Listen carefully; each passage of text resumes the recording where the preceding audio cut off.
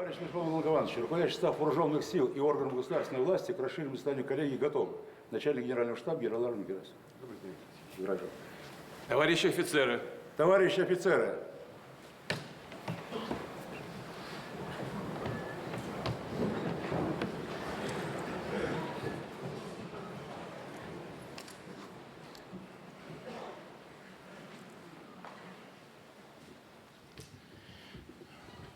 Уважаемый Андрей Рымович, уважаемые товарищи, сегодня в рамках расширенной коллегии Министерства обороны обсудим итоги работы за прошедший период. Определим приоритетные задачи по развитию вооруженных сил и укреплению обороноспособности страны. Отмечу, что уходящий год стал важным этапом в решении задач специальной военной операции. Российская армия завоевала и прочно удерживает стратегическую инициативу на всей линии фронта. Наши войска уверенно продвигаются вперед и перемалывают противника, его группировки и резервы, в том числе так называемые элитные части и соединения, прошедшие подготовку в западных военных центрах, оснащенные современной иностранной техникой и вооружением. В этом году уже освобождено свыше 300 населенных пунктов, в том числе крупные города, превращенные противником в укрепленные узлы, насыщенные долговременными фортификационными сооружениями. Они не устояли, оказались бессильными перед мужеством и воинским искусством наших бойцов. Занятые позиции, созданные за последние месяцы плацдармы и, конечно, полученный в боях уникальный тактический и оперативный опыт прорыва глубокой обороны противника позволяют наращивать темпы наступления на стратегически важных направлениях. Мы гордимся подвигами наших солдат и офицеров, сражающихся на передовой. Всех, кто защищает Россию, безопасность наших граждан. Хочу отметить наших и северокорейских боевых соратников. По решению товарища председателя государственных дел КНДР Ким Чен Ына они были направлены для участия в освобождении Курской области и плечом к плечу с российскими бойцами доблестно, отважно боролись с врагом. Приняли участие в масштабной и крайне сложной работе по разминированию освобожденной Курской земли. Наш с вами долг всегда помнить всех павших наших боевых товарищей, поддержать их семьи, их детей, родителей. Государство сделает для этого все необходимое. Прошу почтить память погибших за Родину минутой молчания.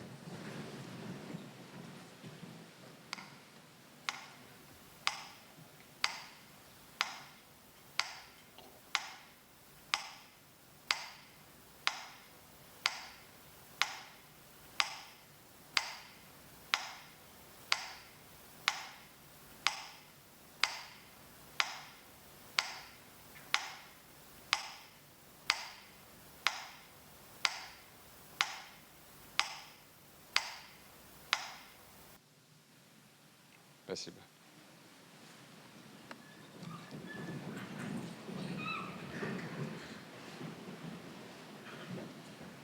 Уважаемые участники коллегии, мы знаем, что за спиной киевского режима потенциал стран-членов крупнейшего в мире военно-политического блока НАТО. Беспрерывно идет масштабная военная помощь. Направляются советники, инструкторы, наемники, данные разведки передаются. В столь сложных условиях наши войска показывают высокую боеспособность и выучку. Возможности российской армии постоянно развиваются. Работа по укреплению вооруженных сил непрерывно идет за последние годы. Непрерывно. Имея в виду совершенствование их боевого состава, качественные улучшения в системе военного управления, в оперативной и боевой подготовке.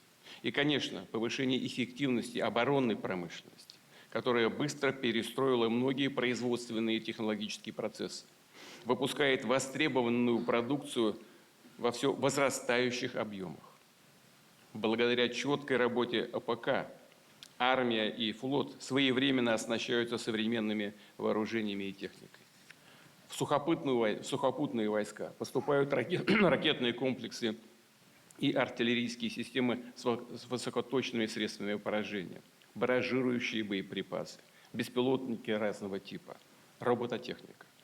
Воздушно-космические силы получают доработанные ракеты и авиационные бомбы с управляемым модулем планирования и коррекции, способные эффективно работать в сложной помеховой обстановке. Ну, многие здесь знают, насколько повышена эффективность работы за последнее время. Свыше 80% подчас получается. Я хочу поблагодарить тех, кто этим занимается. Это реальная помощь, реальная. В этом году в состав военно-морского флота пополнили новые подводные лодки, включая стратегический ракетоносец «Князь Пожарский», а также 19 надводных кораблей и судов. Прошли успешные испытания стратегической крылатой ракеты неограниченной дальности «Буревестник» и безэкипажного подводного аппарата «Посейдон». За счет использования ядерной энергетической установки эти комплексы еще долго будут оставаться уникальными и единственными в своем роде. Обеспечат стратегический паритет безопасности глобальные позиции России на десятилетия вперед. Мы еще будем работать над этими комплексами. Мы их будем еще дорабатывать, усовершенствовать, улучшать, но они уже есть. До конца года на боевое дежурство будет поставлен и ракетный комплекс средней дальности с гиперзвуковой ракетой «Орешник». В прошлом ноябре впервые было проведено ее боевое применение.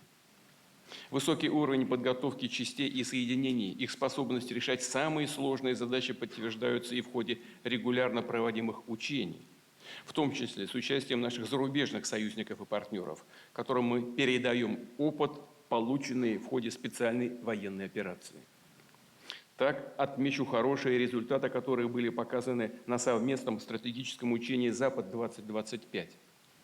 Успешно отработаны все задачи по защите безопасности союзного государства от потенциальной внешней агрессии. Сегодня мы видим, что геополитическая ситуация в мире продолжает оставаться напряженной, а в ряде регионов становится просто критической. Страны НАТО активно наращивают и модернизируют наступательные силы, создают и развертывают новые виды оружия, в том числе в космическом пространстве. При этом в Европе людям вбивают в голову страхи по поводу неизбежного столкновения с Россией. Мол, надо готовиться к большой войне. Разного рода деятели, которые вроде бы занимали или занимают до сих пор ответственные посты, о своей ответственности, похоже, просто забыли. Они руководствуются какими-то сиюминутными, личными или групповыми политическими интересами, а только не интересами своих народов. И все больше повышают градус истерии. Уже неоднократно говорил, это ложь, бред, просто бред о какой-то мнимой российской угрозе европейским странам. Но делается это вполне осознанно. Правда в том, что Россия всегда в самых сложных обстоятельствах, что называется, до конца, пока есть хоть малейший шанс, стремилась находить дипломатические развязки противоречий и конфликтов. И ответственность за то, что эти шансы не были использованы, целиком лежит на тех, кто уверовал в то, что с нами можно говорить языком силы. Мы и сегодня выступаем за выстраивание взаимовыгодного и равноправного сотрудничества с Соединенными Штатами и с европейскими государствами, за формирование единой системы безопасности во всем евразийском регионе. Приветствуем прогресс, который наметился в диалоге с новой американской администрацией. К сожалению, этого не скажешь о нынешнем руководстве большинства европейских стран. При этом отдаем себе отчет, что в любой международной обстановке ключевым гарантом суверенитета и независимости России, ее безопасности и будущего, стратегического паритета остаются наши вооруженные силы. И, как уже сказал, нам нужно планомерно работать над их укреплением. Что здесь хочу особо отметить? Какие задачи поставить в сфере военного строительства, в в том числе с учетом динамики ситуации на линии боевого соприкосновения. Первое. Цели специальной военной операции, безусловно, будут достигнуты. Мы предпочитали бы делать это и устранить первопричины конфликта с помощью дипломатии. Если же противоборствующая страна, их зарубежные покровители от разговора по существу откажутся, Россия добьется освобождения своих исторических земель военным путем. Задача создания и расширения буферной зоны безопасности также будет последовательно решаться. Второе. Должна быть в высоком темпе и качественно продолжена работа по модернизации вооруженных сил. Прежде всего в рамках новой государственной программы вооружения на 2027-2036 годы, работа над которой сейчас ведется. При этом уже неоднократно говорил, должны быть максимально учтены опыт специальной военной операции, новые тенденции в тактике ведения боевых действий и стремительно развивающихся военных технологиях. Среди ключевых направлений госпрограммы – система противовоздушной и противоракетной обороны, средства управления радиоэлектронной борьбы, беспилотные комплексы во всех средах. И, конечно, приоритетом для нас является совершенствование стратегических ядерных сил. Как и прежде, они будут играть основную роль в сдерживании агрессора и сохранении баланса сил в мире. Сегодня в России отмечается День ракетных войск стратегического назначения. Пользуясь случаем, хочу поздравить ветеранов, личный состав и гражданский персонал РВСН с профессиональным праздником. Пожелать вам успехов и всего самого доброго.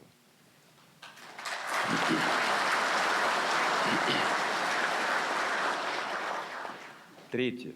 Российская армия должна и впредь оставаться в авангарде технологического прогресса. А значит, войска надо в ускоренном порядке внедрять робототехнику, информационные технологии, новые материалы, расширять применение в системах управления в автономных боевых комплексах, технологии искусственного интеллекта. Четвертое. Важно оснащать орбитальную группировку космических аппаратов нового поколения. В результате войска должны получать высокоскоростные и защищенные каналы связи. Повысится качество их обеспечения разведывательной информацией и точными навигационными данными. Далее. В мае текущего года утверждена стратегия развития военно-морского флота до 2050 года, где определен его перспективный облик. Четкая и своевременная реализация положений стратегии позволит обновить ВМФ и повысить эффективность выполнения им боевых задач на всех театрах военных действий.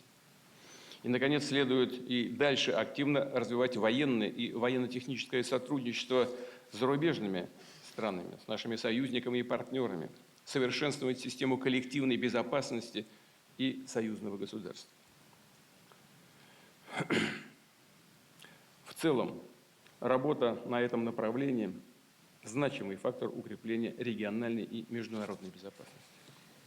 Уважаемые товарищи, одним из приоритетов государства является расширение социальных гарантий для участников специальной военной операции и членов их семей, для всех наших военнослужащих.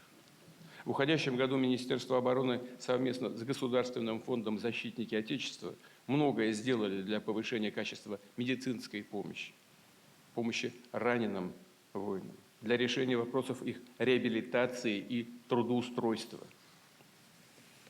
обеспечения своевременных выплат и реализации других, в том числе дополнительных мер социальной поддержки семей, детей и родителей погибших военнослужащих. Обращаю ваше внимание, здесь есть еще над чем работать. Вот сейчас в ходе подготовки к прямой линии видно, что поступает много вопросов на эти темы. Но с руководством Министерства обороны мы, безусловно, к этому еще вернемся. Особо отмечу героическую работу военных врачей, медицинских работников, которые делают порой невозможное, чтобы спасти наших бойцов и после лечения вернуть их в строй. Получен уникальный, просто уникальный опыт оказания медицинской, психологической помощи военнослужащим с ранениями, травмами, заболеваниями, связанными с боевыми действиями. Такой опыт надо внедрять в деятельность не только учреждений военной медицины, но и гражданского здравоохранения, закрепив это на законодательном уровне. Безусловно, должна продолжаться и работа по индексации денежного довольствия военнослужащих. Не снижаться темпы их обеспечения постоянным и служебным жильем. Каждый защитник Родины должен твердо знать, что государство предоставит ему и его близким всю необходимую социальную поддержку. И в завершении хочу еще раз поблагодарить солдат и офицеров, которые сейчас находятся на передовой, всех участников специальной военной операции за героизм и самоотверженность. Пожелать руководству, всему личному составу и гражданскому персоналу Министерства обороны новых достижений в службе Родине и нашему народу. Уверен, что вы и впредь будете надежно стоять на страже суверенитета и безопасности России. Благодарю вас за внимание. Спасибо. Слово Андрею Ромыкину. Товарищ Верховный Главнокомандующий, уважаемые товарищи, в прошлом году на заседании коллегии были определены 10 приоритетных направлений деятельности Министерства обороны. Они остаются актуальными и на ближайшую перспективу. Сегодня подведем итоги их выполнения и зафиксируем задачи на 2026 год. Первое приоритетное направление – обеспечение достижения целей специальной военной операции, определенных Верховным Главнокомандующим. В течение всего года вооруженные силы уверенно удерживают стратегическую инициативу, ведут активные наступательные действия практически на всех направлениях. Как отметил Владимир Владимирович, за год освобождено свыше 300 населенных пунктов, более 6 тысяч квадратных километров территории. Это на треть превышает прошлогодние показатели. Причем темпы продвижения группировок войск «Восток», «Центр» и «Запад» по сравнению с 2024 годом выросли в 1,5–2 раза. За этими цифрами стоит качественный результат. Освобождена Курская область. Ликвидированы важные узлы обороны украинских войск на Донбассе и в Запорожье. В конечном итоге подтвердилось то, что было очевидным с самого начала – обрушение обороны ВСУ неизбежно. Наконец, и западные кураторы Киева это отчетливо понимают. Остановлюсь на результатах действий группировок войск. Группировка войск «Север». Освобожден крупный приграничный город Волчанск и продолжается создание зоны безопасности в Харьковской и Сумской областях. В результате снижена угроза вторжения противника в Белгородскую, Курскую и Брянскую области. Это позволило приступить к разминированию территории. Уже очищено более 150 тысяч гектаров. Уничтожено около 3 миллионов взрывоопасных предметов. Началось восстановление социальной и экономической инфраструктуры в приграничных районах. Это создает условия для налаживания мирной жизни граждан. Группировка войск «Запад» заняла стратегически важный город Купянск, который противник безуспешно пытается себе вернуть. Через него проходили пути снабжения подразделений ВСУ. Это позволит расширить полосы безопасности в Харьковской области и снизить угрозу обстрелов противником северных районов ЛНР. В настоящее время ликвидируется окруженная группировка на левом берегу реки Оскол, восточнее Купянска. Продолжается взятие под контроль города Красный Лиман.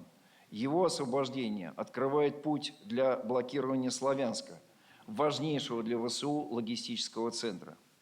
Южная группировка войск в ходе наступательных действий заняла мощные укрепрайоны противника – Часов Яр, Курахово и Северск. В настоящее время ведутся бои за город Константиновка.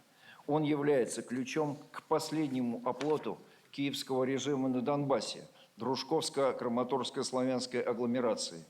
Захват этого рубежа позволит завершить освобождение Донецкой Народной Республики в короткие сроки. Группировка войск «Центр» взяла под контроль город Красноармейск, который являлся символом сопротивления и украинской армии, и западных кураторов. Продолжается уничтожение украинских подразделений в Димитрове, последнем очаге обороны ВСУ в красноармейской агломерации. Противник в городе надежно заблокирован.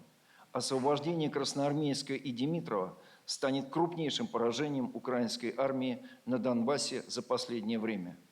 Группировка войск «Восток» высокими темпами продвигается в глубину обороны противника в Запорожской и Днепропетровской областях. Только с 1 ноября текущего года под контроль группировки перешло свыше 400 квадратных километров территории и освобождено 24 населенных пункта. Продолжается освобождение города Гуляйполе. Это важный укрепленный район ВСУ и транспортный узел, взятие которого позволит создать условия для освобождения всего Запорожья. Группировка «Днепр» наступает на Ореховском направлении, овладела населенным пунктом Малая Токмачка и ведет бои на подступах к городу Орехову. Взятие под контроль данного населенного пункта создаст благоприятные условия для дальнейшего развития наступления на северо-западе Запорожской области. Кроме того, войска группировки надежно удерживают Днепровскую островную зону, отражают продолжающиеся попытки десанта противника высадиться на Тендровскую и Кинбургскую косы. В целом, в результате успешных действий объединенной группировки войск в этом году на треть снижен боевой потенциал украинских вооруженных сил. Во-первых, они лишили свыше 103 тысяч различных образцов вооружений и военной техники, в том числе порядка 5,5 тысяч западного производства. Это практически в 2 раза выше показателей 2024 года. В то же время силовые структуры Украины потеряли практически 500 тысяч военнослужащих, благодаря чему Киев утратил возможности восполнять свои группировки за счет принудительной мобилизации граждан. Во-вторых, возможности украинского военно-промышленного комплекса по серийному выпуску военной продукции снижены практически в 2 раза. К слову сказать, эффективность точечных российских ударов составляет около 60%, что на порядок выше эффективности украинских ударов по российской территории. В-третьих, выведены из строя более 70% ТЭЦ, а также более 37% ГЭС, обеспечивающие энергией военную промышленность и ВСУ. Энергетические мощности Украины снизились более чем в 2 раза. Это также самым прямым образом сказалось на возможностях Украины оказывать сопротивление. Благодарю командование и личный состав объединенной группировки войск за профессиональные действия, мужество, стойкость и героизм при выполнении боевых задач. Ключевая составляющая наших успехов на поле боя – устойчивое комплектование вооруженных сил. План комплектования этого года перевыполнен. На военную службу по контракту добровольно поступило почти 410 тысяч граждан. Практически 2/3 из них – молодые люди до 40 лет. Более трети имеют высшее или среднее специальное образование. Отдельно хочу поблагодарить командование войск военных округов, полномочных представителей президента Российской Федерации и глав регионов за проведенную добросовестную работу по комплектованию войск. Важнейшую роль в успешном выполнении боевых задач играют ритмичные поставки вооружений и военной техники. Объем поставок войска основных образцов вооружения, военной техники и боеприпасов в текущем году по отношению к 2024 году возрос на треть.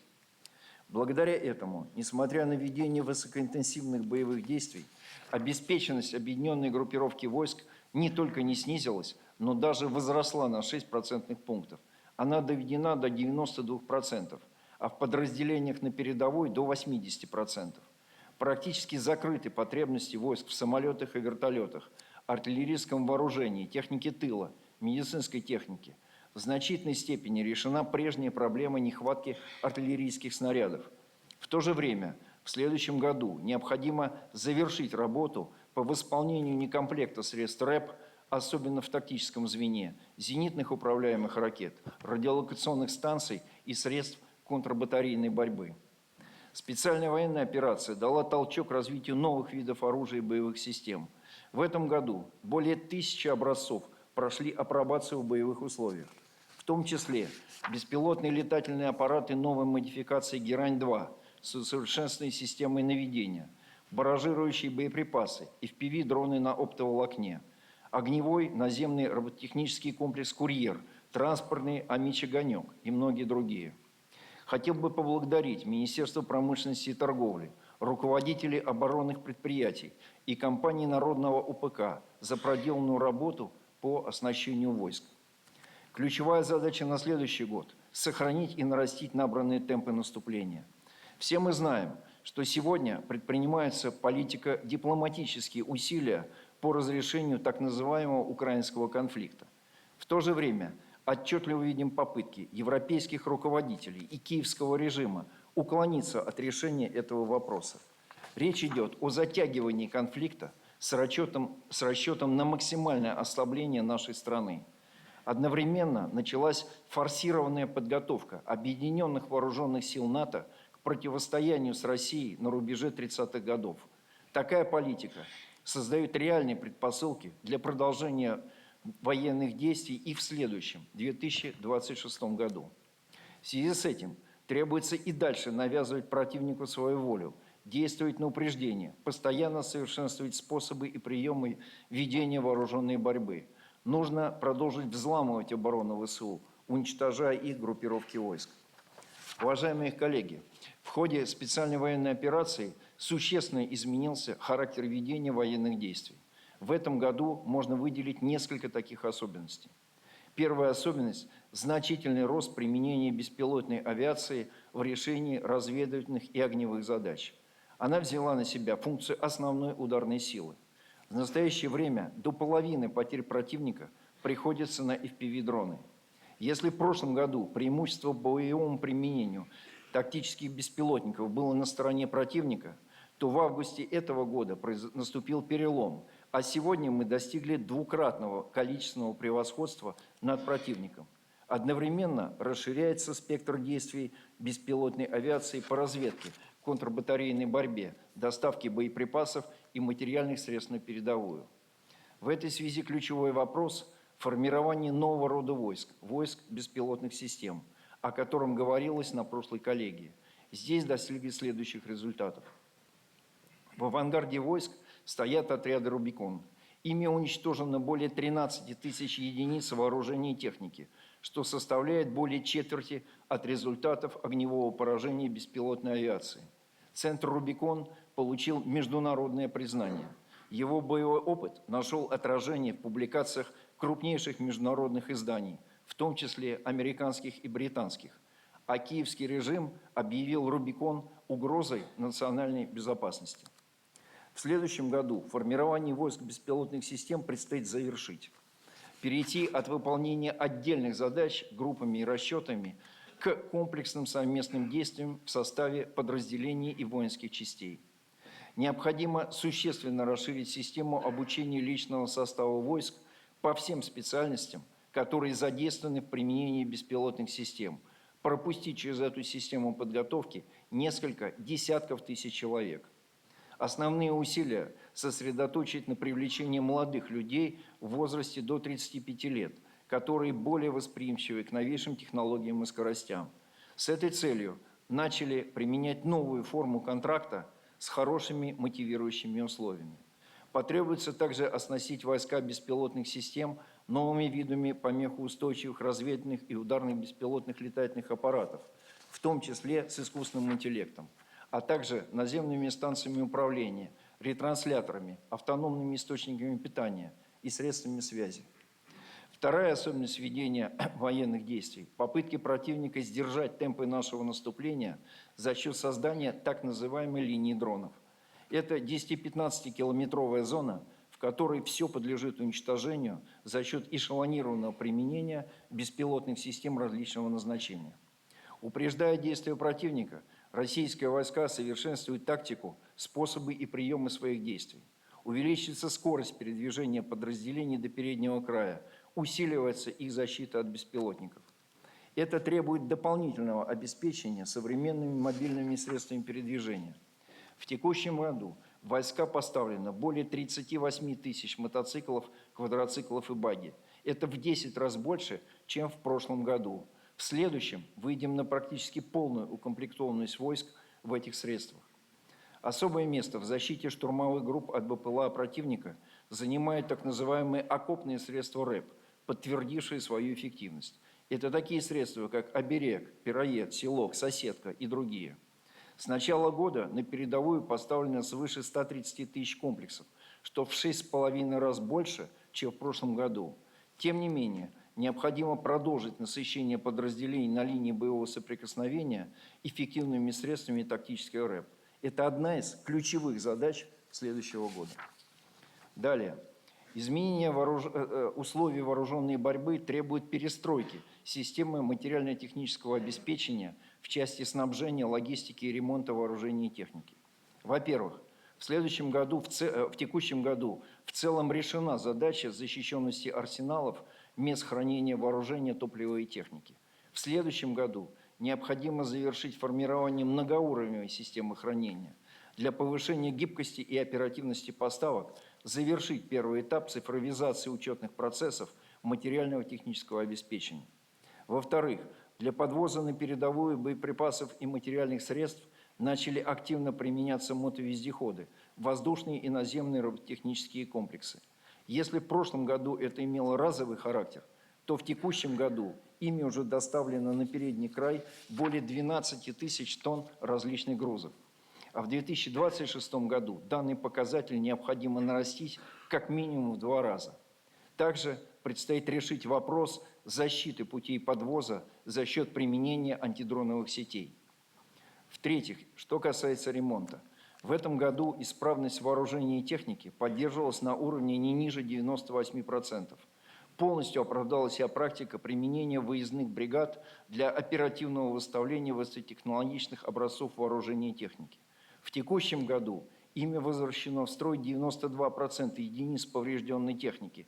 Это на 10% больше, чем в прошлом году. Третья особенность ведения боевых действий – качественное повышение роли информационной осведомленности в тактическом и оперативных звеньях. Начали работу в этом направлении. В войска внедряется система СВОТ. Должностные лица от взвода до соединения будут находиться в едином защищенном информационном пространстве с применением доверенных устройств. Войска получат доступ к востребованным цифровым сервисам, причем в режиме реального времени. Это в том числе метеосводки, картографические сервисы, снимки из космоса, данные воздушной и наземной обстановки.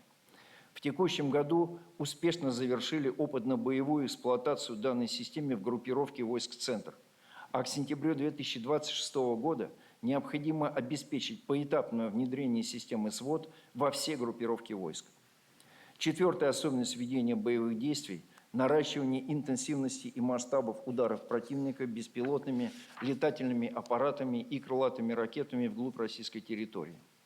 В начале года противник в среднем задействовал 1500 дальних БПЛА в месяц, а начиная с мая их число постепенно возросло до 3700. Эффективность нашей ПВО при отражении атак ВСУ составляет в среднем 97%.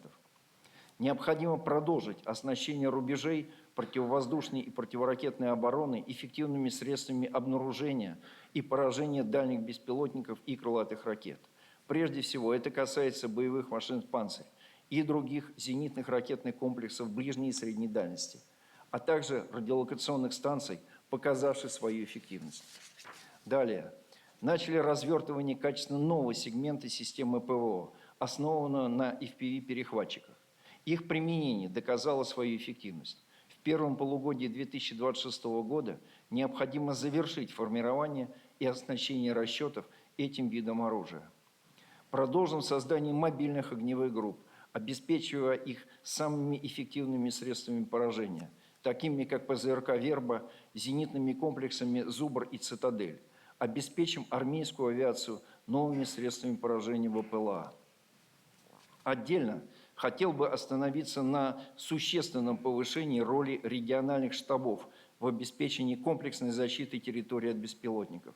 Стоит отметить положительный опыт создания системы противовоздушной обороны вокруг Москвы. Его необходимо применить в более широком масштабе в рамках единой системы ПВО в соответствии с недавним поручением президента Российской Федерации. В целом, результаты проведения специальной военной операции показывают, что мы опережаем противника в технологиях, способах и приемах ведения вооруженной борьбы.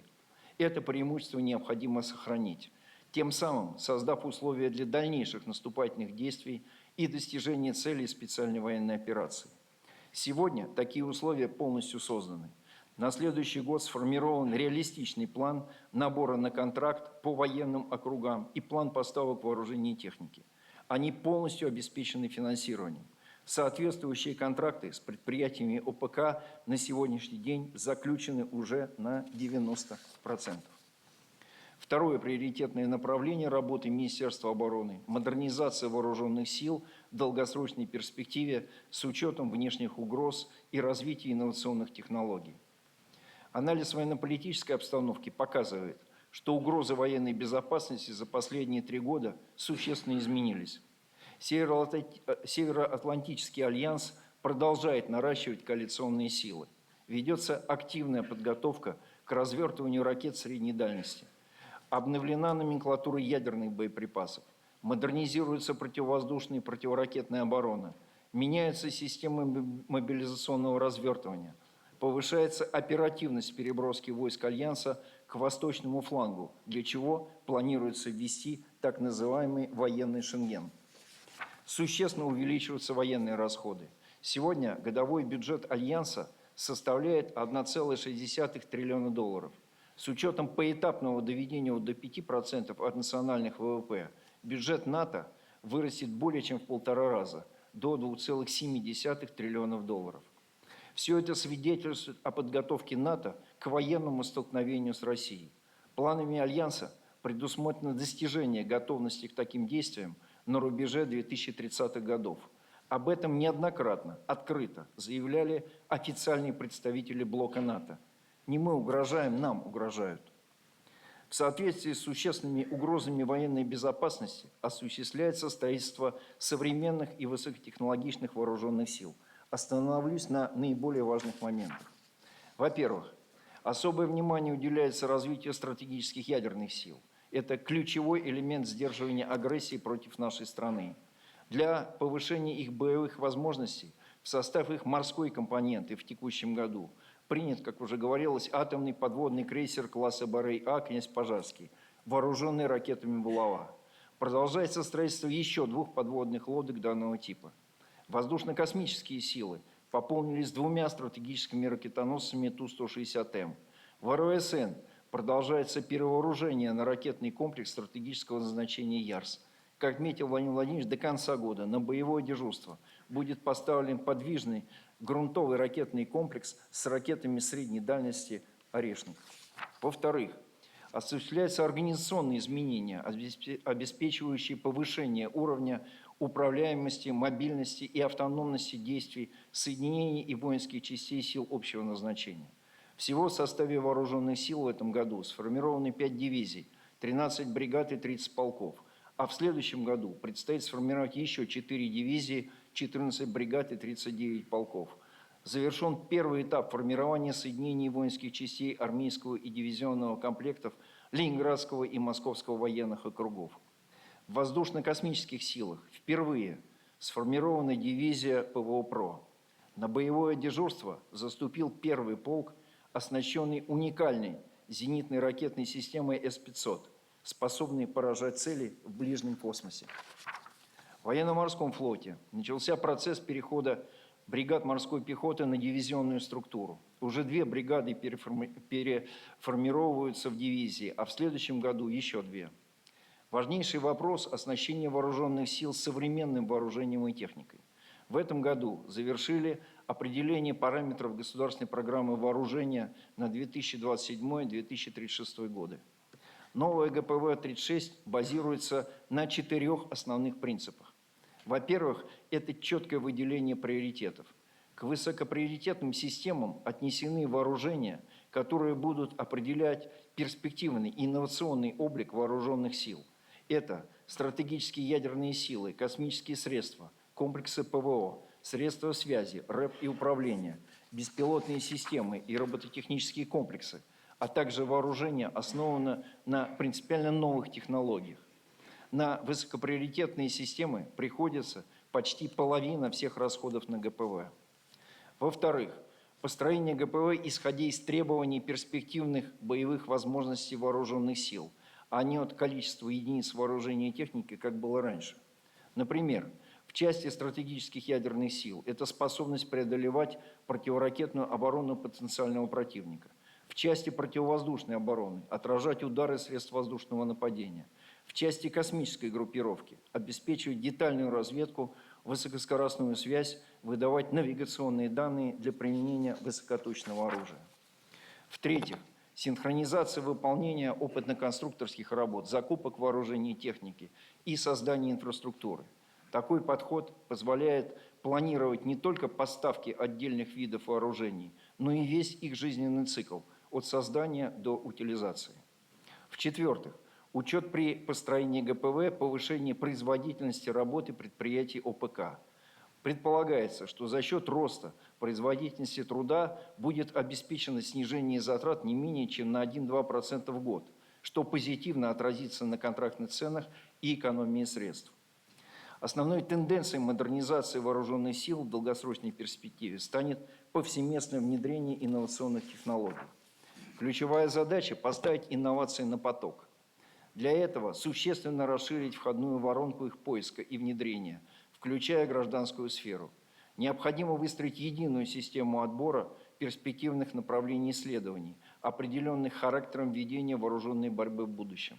Она должна объединить предприятия промышленности, вузовскую науку, институты инновационного развития, а также малые высокотехнологичные предприятия народного АПК. Для этого в следующем году предстоит создать специальный проектный офис по управлению жизненным циклом инновационных проектов на базе военного инновационного технополиса «Эра». Особое внимание требуется уделить внедрению технологий искусственного интеллекта в войсках. Это позволит повысить эффективность ведения боевых действий и оперативность принимаемых решений командующими и командирами всех уровней.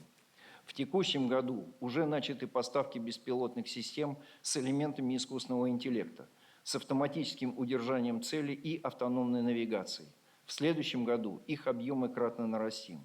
Кроме того, в 2026 году в боевой деятельности войск будет апробирована рекомендательная система поддержки принятия решений командирами на тактическом уровне.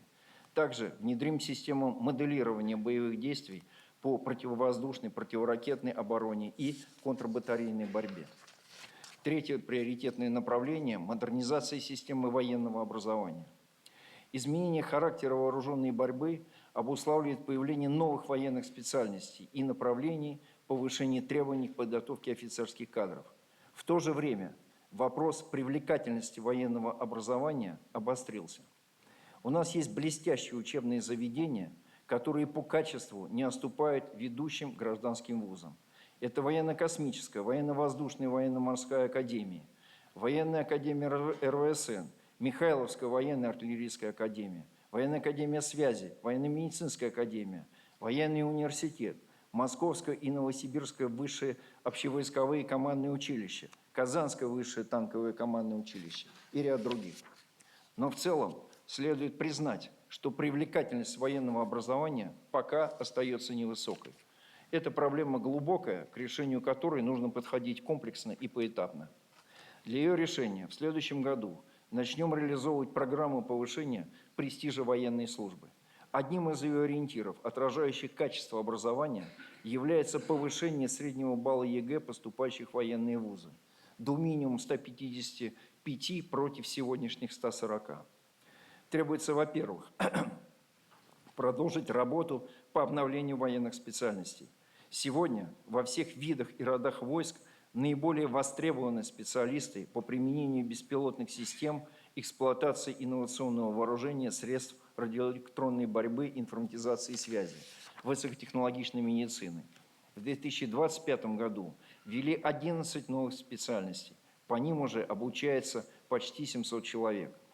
В следующем году предусматривается дополнительно открыть подготовку военных кадров еще по 6 новым специальностям, в том числе морским и подводным беспилотным комплексам. Во-вторых, в систему военного образования требуется на деле внедрить опыт СВО. Необходимо внести дополнения во все программы обучения слушателей и курсантов, отражающих опыт боевых действий, включая управление в оперативном и тактическом звеньях. В следующем году необходимо завершить эту работу. Слушатели и курсанты должны обучаться под руководством педагогов, имеющих боевой опыт. При этом в текущем году в зоне СВО прошли стажировку в 2 раза больше преподавателей, чем в прошлом. Укомплектованность кафедр военно-специальных дисциплин такими специалистами доведена до 75%. Эту работу в следующем году необходимо завершить. В-третьих, в целях повышения качества подготовки военных кадров необходимо существенно усилить взаимодействие военных и гражданских вузов. Отмечу, что в текущем году впервые военными вузами заключены 203 соглашения с ведущими гражданскими вузами, научно-исследовательскими организациями и предприятиями промышленности. В-четвертых, требуется принять дополнительные меры для совершенствования материальной базы военных вузов, условий проживания преподавателей и курсантов. С этой целью в текущем году проведена инвентаризация учебно-материальных фондов. Завершен ремонт 36 объектов для размещения более 8,5 тысяч курсантов. В следующем году необходимо расширить емкость казарменно-жилищного фонда еще на 10 тысяч мест. В целях улучшения управления развитием системы военного образования в структуре центральных органов военного управления восстановлен Департамент военного образования, а также создан экспертный совет. В его состав вошли представители командований видов и родов войск, органов военного управления, руководители военных и гражданских вузов. Еще один важный момент, на который следует обратить особое внимание – допризывная подготовка. Ключевую роль здесь играет ДОСААФ. В текущем году осуществили его перезагрузку, уточнили цели и задачи общества, увязав их с задачами подготовки кадров для вооруженных сил. Пересмотрели функционал региональных отделений ДОСААФ, имея в виду повышение их самостоятельности и ответственности, а также организации взаимодействия с командованием военных округов. Переработали военно-учетные специальности, по которым ведется подготовка. Ввели дополнительно 8 специальностей по обучению операторов БПЛА, наземной роботизированной техники и других. Всего в текущем году подготовлено более 27 тысяч призывников по 20 специальностям. В следующем году количество специальностей должно быть увеличено до 30. Четвертое приоритетное направление – медицинское обеспечение военнослужащих и членов их семей. Ключевая задача – оказание первой помощи на линии боевого соприкосновения и сохранение жизни военнослужащего в течение так называемого «золотого часа» после получения ранения. Практически все военнослужащие в текущем году обучены приемам тактической медицины. Завершен переход на доработанные с учетом боевого опыта аптечки оказания первой помощи. В войска поставлено более 1 миллиона 200 тысяч различных видов аптечек нового поколения, что позволило оснастить ими практически всех военнослужащих. Благодаря совместной работе с Минздравом и ФМБ России приблизили элементы высокотехнологичной медицинской помощи к передовой. Так, за счет применения сухой плазмы проводится лечение военнослужащих с острой кровопотерей непосредственно на линии боевого соприкосновения. Хотел бы отметить, что сегодня более 90% раненых, поступающих с поля боя, спасены. Следующая задача – своевременная эвакуация раненых с поля боя. Удалось значительно повысить их выживаемость за счет сокращения времени доставки в медицинские учреждения. За последние 2 года время эвакуации военнослужащих со сложными ранениями до места оказания высокотехнологичной помощи сокращено до 36 часов против 40.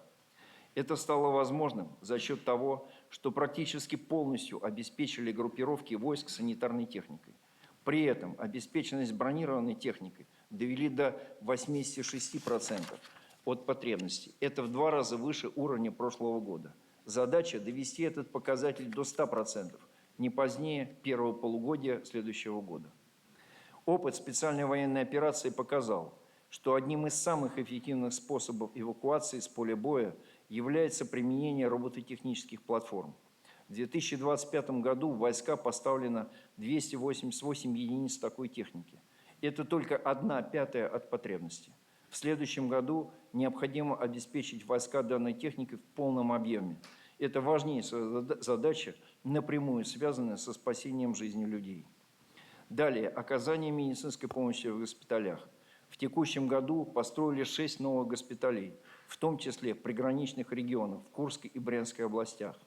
Коечный фонд увеличился на 1000 единиц. Это порядка 20 тысяч раненых в год, которым будет оказана своевременная медицинская помощь. В следующем году введем еще 6 госпиталей на 1500 коек. Кроме того, в рамках взаимодействия с Минздравом, Минобрнауки и ФМБА в этом году впервые полностью закрыли потребности в высокотехнологичной помощи. Но сегодня она оказывается преимуществом в центральных госпиталях. В 2026 году необходимо перейти к предоставлению высокотехнологичной помощи и в окружных госпиталях, что существенно ускорит ее оказание. Наконец, еще одна ключевая задача – переход на новую систему реабилитации раненых военнослужащих. За счет привлечения ведущих региональных протезно-ортопедических предприятий и адресной маршрутизации уже сегодня более половины раненых проходит полный цикл восстановления мероприятий рядом с местом жительства и службы. А срок протезирования по сравнению с 2024 годом сокращен в 2 раза и составляет сегодня не более 3 месяцев. В целом решена проблема недостаточной эффективности работы военно-врачебных комиссий, к работе которых у военнослужащих было много нареканий. Благодаря формированию мобильной группы ВК срок медицинского освидетельствования военнослужащих сокращен в 2 раза, до 7 дней. 5-е приоритетное направление – социальное обеспечение военнослужащих и членов их семей. Здесь мы полностью поменяли прежний подход, поместив в центр интересы военнослужащего. Это позволило значительно упростить и ускорить получение денежных выплат и социальных льгот. В части денежных выплат полностью отказались от издания более 500 000 приказов при выплате денежного довольствия. Это позволило сократить время установления отдельных выплат военнослужащим в 2 и более раз. За счет оптимизации документооборота и изменения организационных процедур срок доведения денежного вознаграждения за активное ведение боевых действий до получателей сокращен с 3 месяцев до 3 дней. В части получения льгот.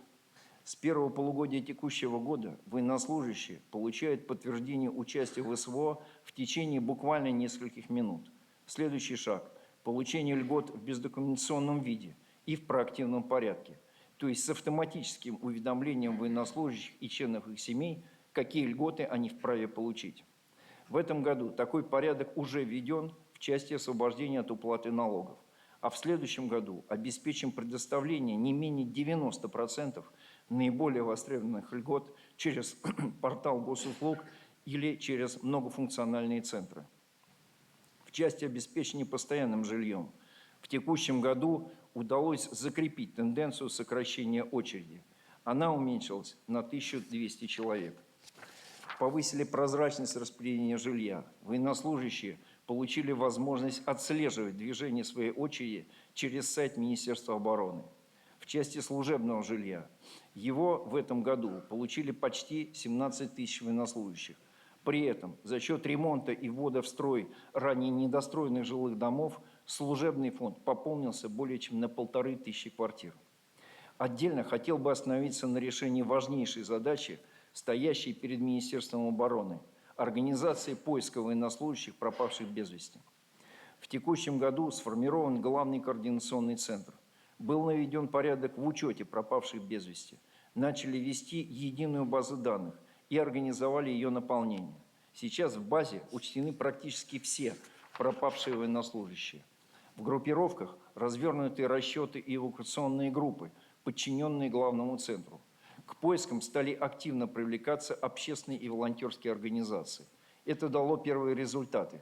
Количество разысканных военнослужащих увеличилось в 3 раза по сравнению с прошлым годом. Оно достигло 48% от общего числа пропавших без вести. То есть нашли каждого второго. В следующем году необходимо довести этот показатель до 60% и более. В целях наращивания возможностей по поиску пропавших без вести в следующем году предстоит начать применение электронных жетонов военнослужащих. Проведен военно-технический эксперимент по апробации таких жетонов в группировках «Центр» и «Днепр». Он дал положительный результат. Шестое приоритетное направление работы Министерства обороны – формирование системы обратной связи с военнослужащими. Принципиальный подход состоит в том, что каждое обращение военнослужащего и членов его семьи рассматривается как проблема, которую необходимо решить эффективно и в кратчайшие сроки. Что уже сделано?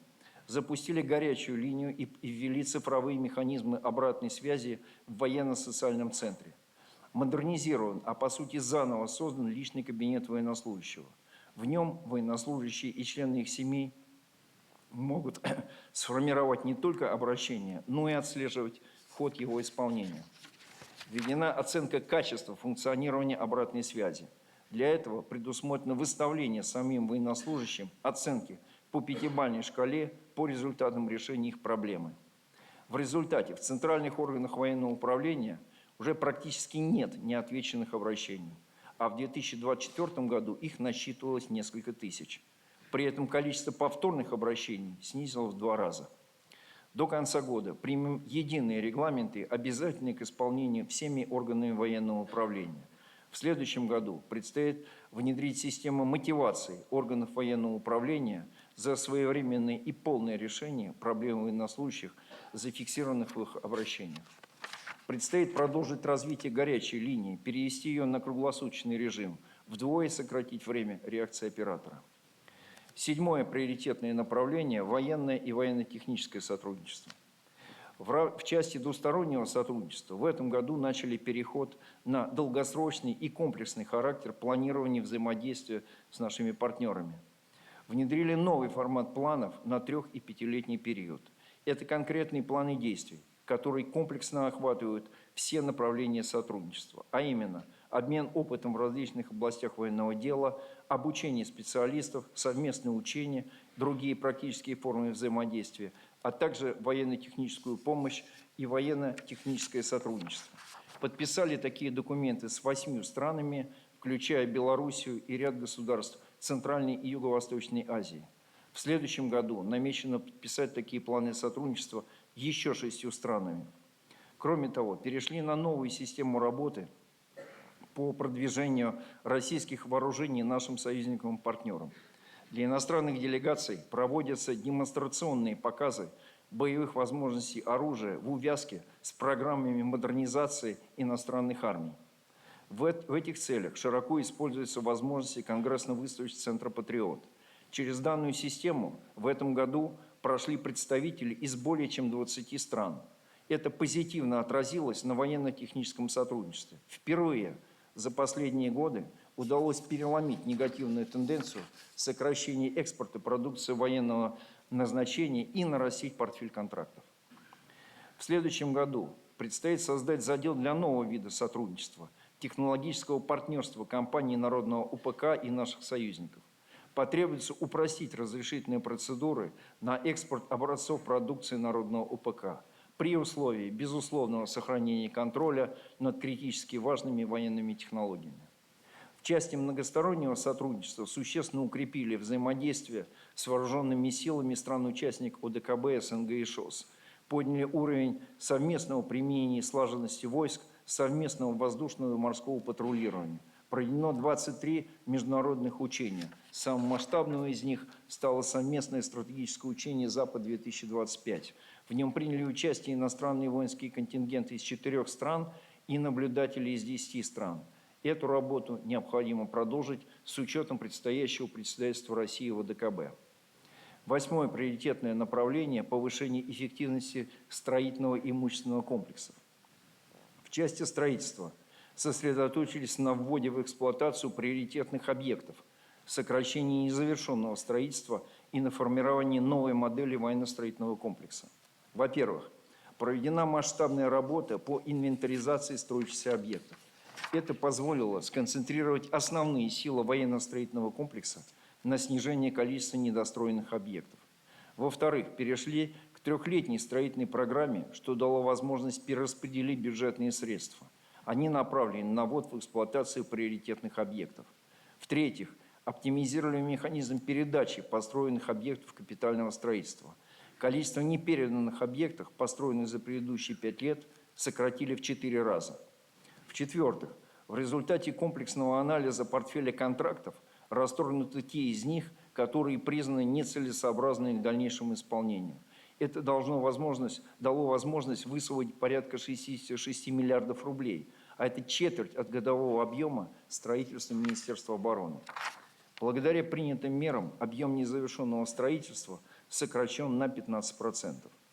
Далее, в соответствии с задачей, поставленной на прошлом заседании коллегии, завершен первый этап перехода к новой модели военно-строительного комплекса. Заложена основа для разделения полномочий и ответственности между разными уровнями управления. Сформировано Главное управление капитального строительства. В видах и родах войск вооруженных сил и военных округах созданы соответствующие подразделения.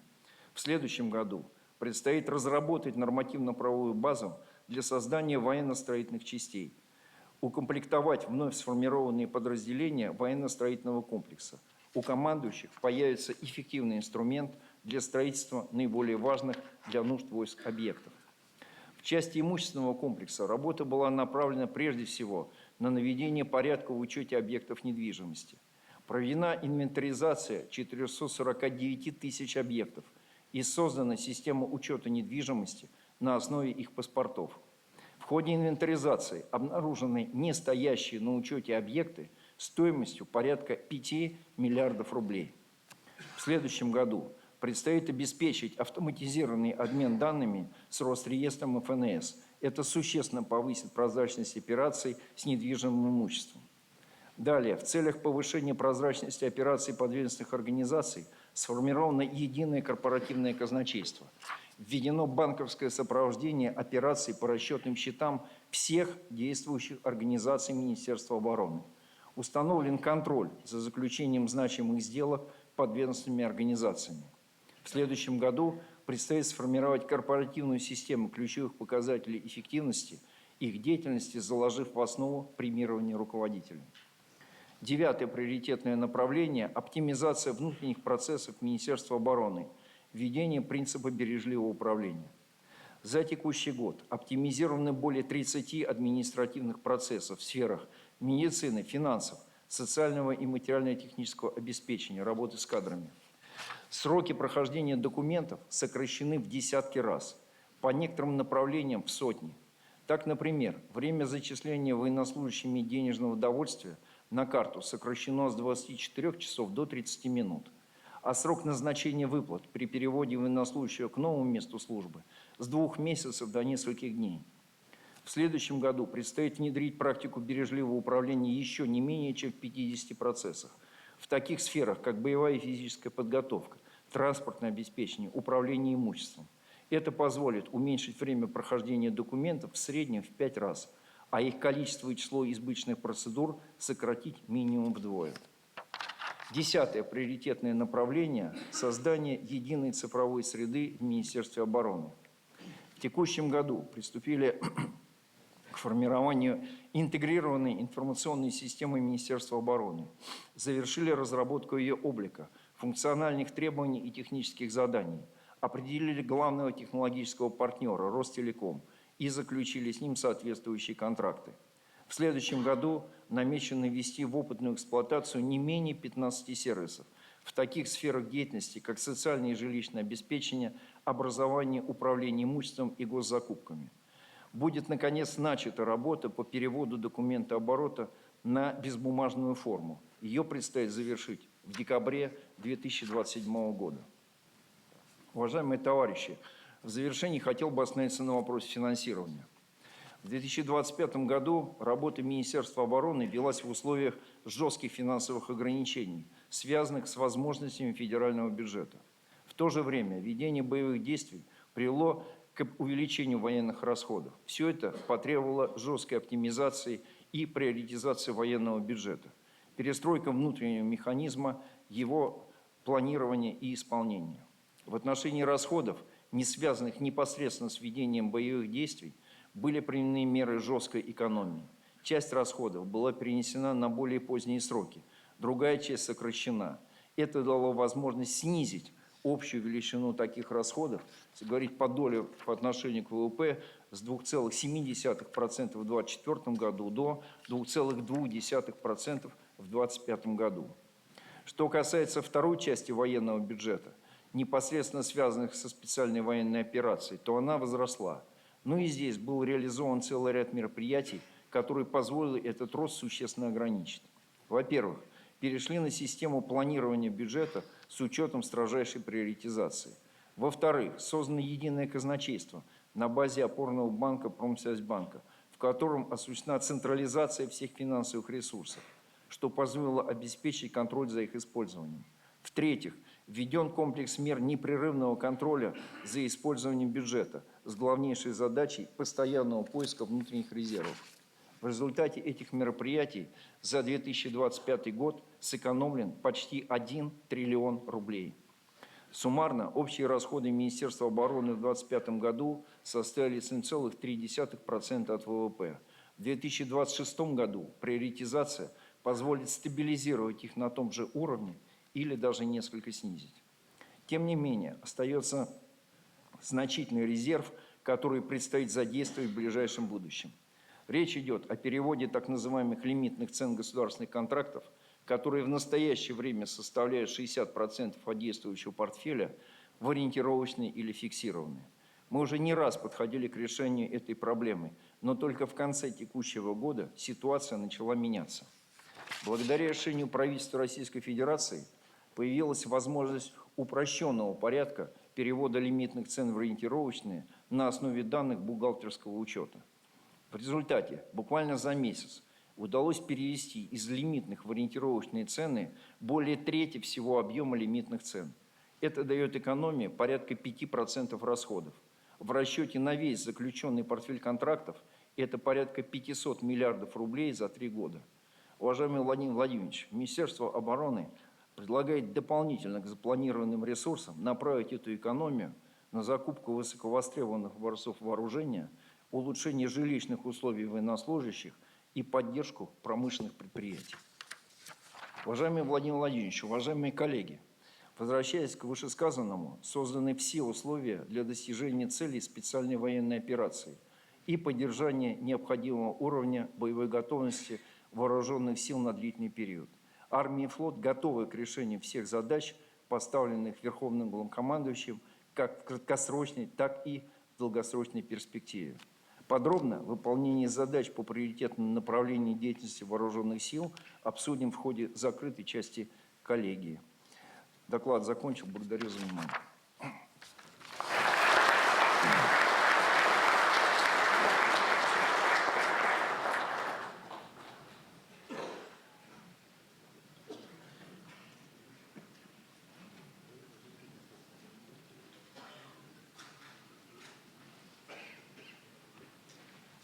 Уважаемые товарищи, хочу поблагодарить министра за подробный анализ ситуации в вооруженных силах и на линии боевого соприкосновения. Ну и как заведено, просто поделюсь с вами некоторыми соображениями общего характера. Наверное, ничего особого нового-то и не скажу, тем не менее, полагаю, это важно.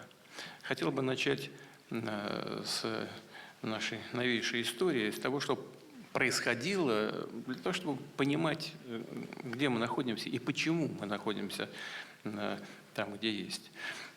Сразу же после, много раз говорил уже об этом, тем не менее, не лишним, мне кажется, будет и повторить. Сразу же после развала Советского Союза, а тогда нам казалось, что мы очень быстро станем членами так называемой цивилизованной семьи европейских народов, вообще цивилизованной западной семьи.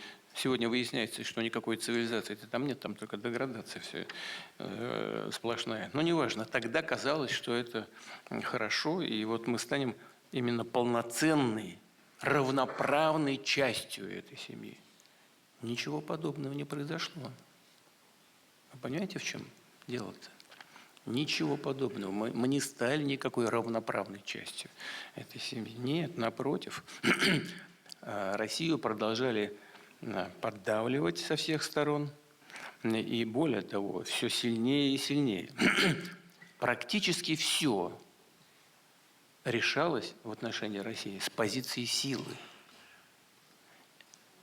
хлопали по плечу, приглашали на разные мероприятия, но свои интересы на российском направлении Запад продавливал именно силовым способом,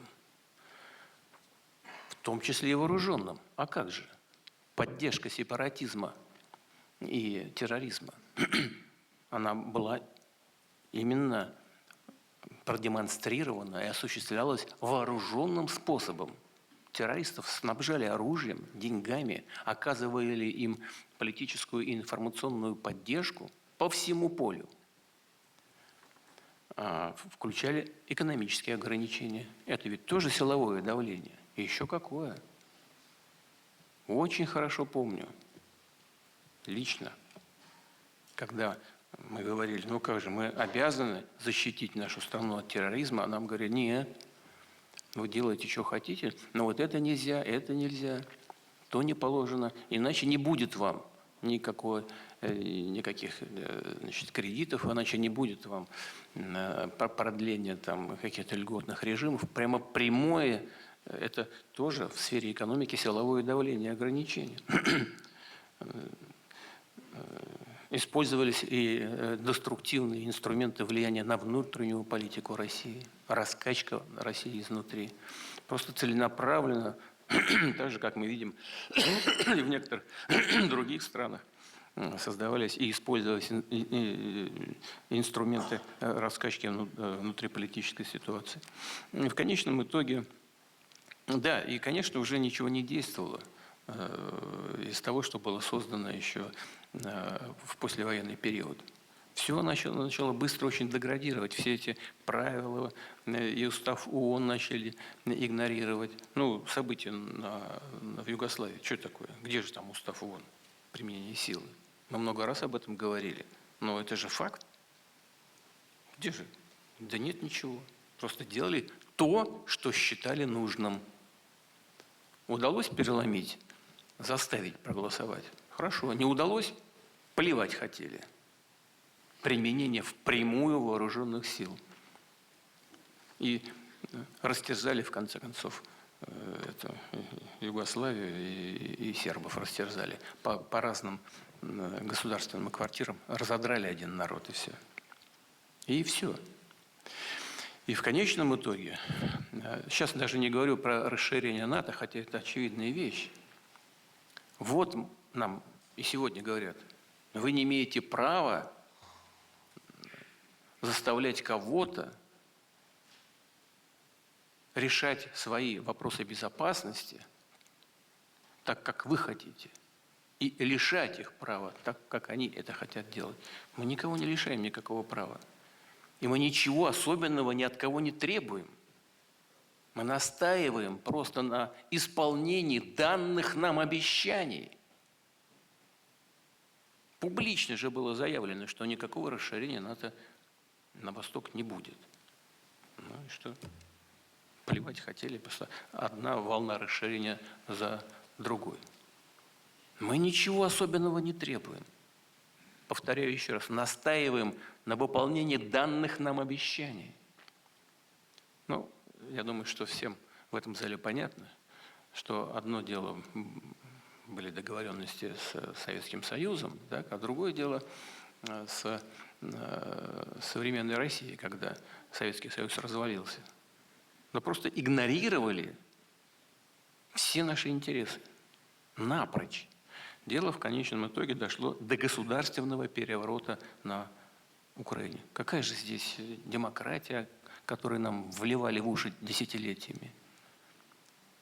Просто вооруженный переворот.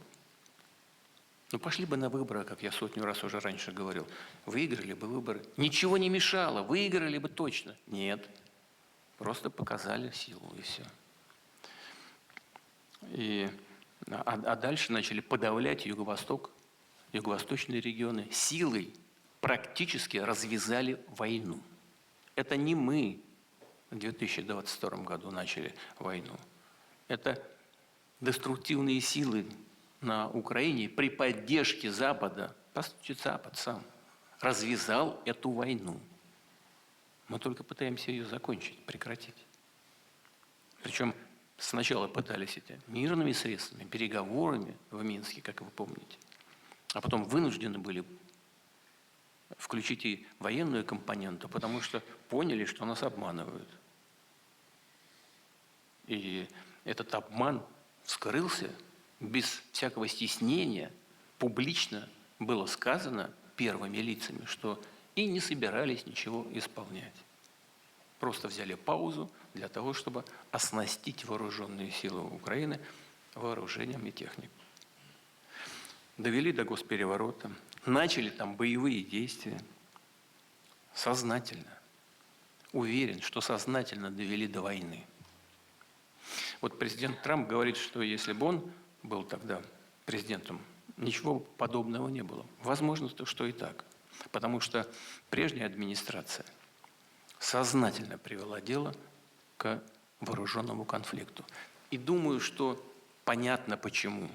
Все полагали, что за короткий период времени Россию они разрушат, развалят. А европейские подсвинки тут же включились в эту работу прежней американской администрации в надежде поживиться на развале нашей страны,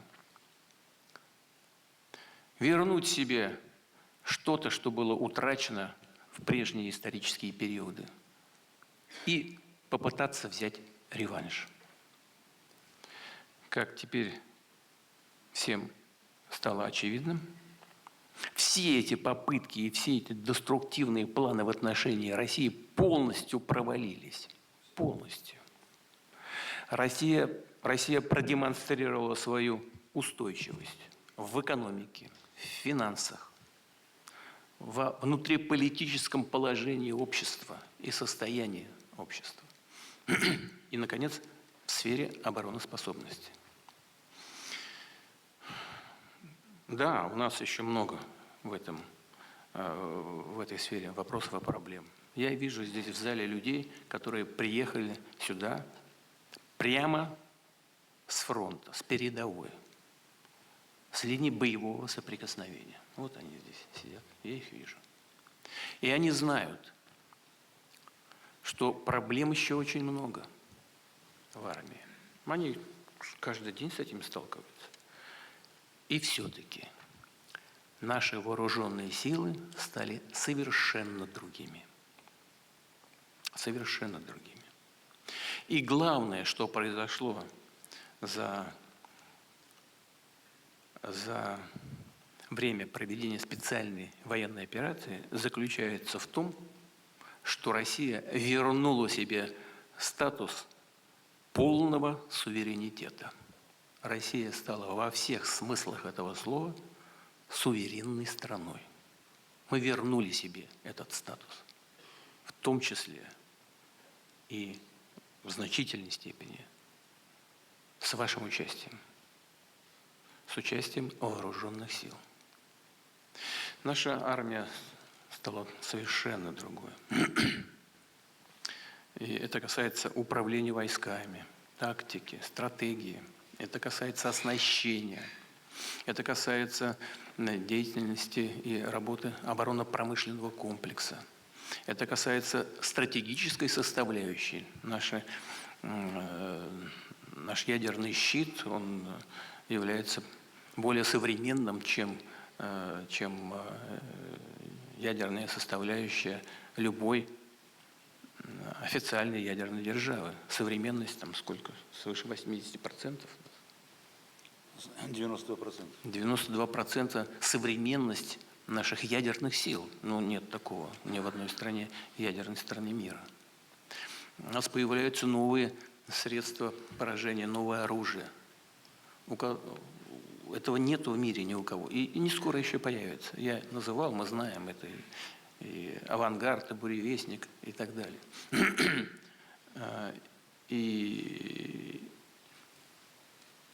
И сухопутные силы растут и крепнут. Да, повторяю еще раз, ребята вот с фронта приехали, знают, что проблем много. Но войска совершенно другие. И они воеванные. Такой армии в мире больше нет. Просто не существует. Да, вооруженные силы Украины проходят через горнило военных действий. Но, к сожалению, для них, как государственность украинская разваливается, это видно по золотым унитазам. Также и вооруженные силы деградируют. Об этом говорит увеличивающееся количество дезертиров. Только уголовных дел по дезертирству возбуждено на Украине свыше 100 тысяч. А количество дезертиров исчисляется сотнями тысяч в целом. Это верный признак деградации.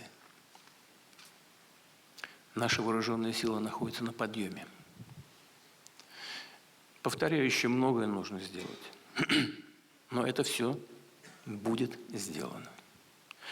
И несмотря на это, мы всегда говорили, и сейчас хочу это сказать, мы, как и раньше, готовы вести переговоры и готовы решать все возникшие за последние годы проблемы мирным путем.